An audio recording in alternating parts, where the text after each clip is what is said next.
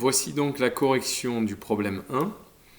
On vous demandait de calculer l'aire des carrés représentant chaque pays.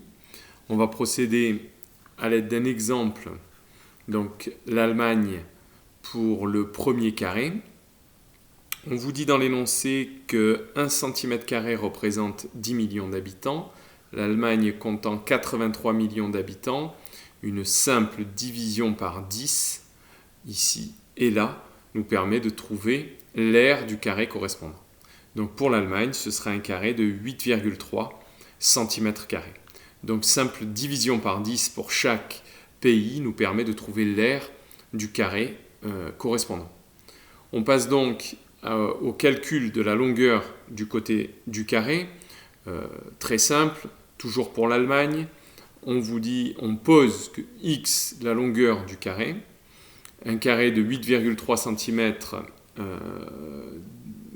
8,3 cm² d'air, évidemment, à une aire qui se calcule en faisant côté fois côté, donc x fois x qui doit être égal à 8,3 cm², x carré égale 8,3 cm². Mais on sait d'après le cours sur la fonction carré que cette équation possède deux solutions, une solution positive et une solution négative. Or, x étant une longueur, il est évident que je ne conserverai que la solution positive. Je cherche donc une solution telle que x carré est égal à 8,3. Si je fais des tests rapides, je sais que 2 fois 2 est égal à 4 et 3 fois 3 est égal à 9. Donc la solution cherchée est comprise entre 2 et 3.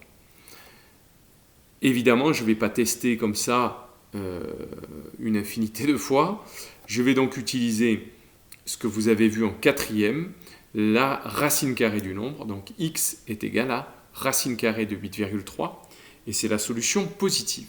La racine carrée permettant de noter un nombre positif qui, quand il est multiplié par lui-même, donne ce qu'il y a sous la racine. La solution est donc d'environ 2,9 cm. On se retrouve avec un tableau final qui a cette allure-là. On retrouve donc le tableau de l'énoncé. On retrouve donc les aires des carrés, juste en ayant divisé par 10 à chaque fois. Et ensuite, la longueur du côté du carré en centimètres, celle-ci étant l'aire, donc se mesurant en centimètres carrés. Pour passer de cette colonne à celle-ci, j'utilise la racine carrée, donc de 8,3, de 6,7 et ainsi de suite. On peut dresser donc un bilan assez rapide qui permet de répondre aux deux dernières questions du problème. Et on constate évidemment que plus la longueur du carré augmente et plus l'aire du carré est grand. C'est vraiment une évidence. Plus je prends un carré de côté grand et plus l'aire de ce carré sera importante.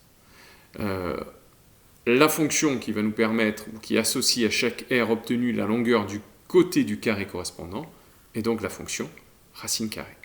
J'ai une aire, je lui associe son image qui représente la longueur du côté du carré et qui se calcule en utilisant la racine carrée de l'aire, ce qu'on a fait ici.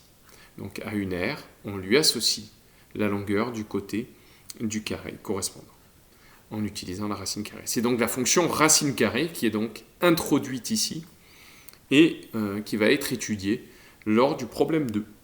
Voilà.